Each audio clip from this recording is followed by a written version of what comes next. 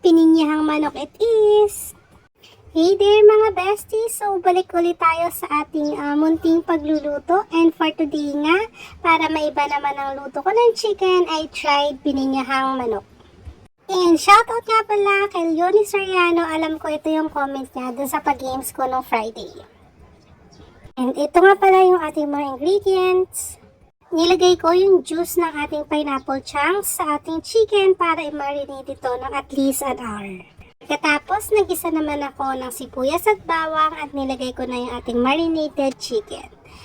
At dyan ko pa nga lang nilagay yung ating marinated sauce. Nilagyan ko na rin ito ng konting tubig para lutuin ang ating chicken. And eto, optional lang to, naglagay ako ng chicken powder. If wala ka nito, pwede kang gumamit ng chicken cube. Takpan at lutuin ito ng mga 15 minutes. Ayan, pag medyo luto ng ating chicken, ilagay na natin yung carrots at saka ng patatas.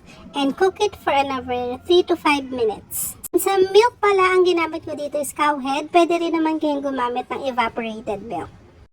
Ayan, at pagkatapos, sinilagay ko na rin yung ating bell peppers and yung pineapple chunks. Siyempre, tikman mo ito kung okay na sa'yo yung lasa. For me, medyo matabang kaya naglagay ako ng konting salt. Ganun lang po kabilis magluto ng pininyahang manok. Follow me for more recipe. Thank you!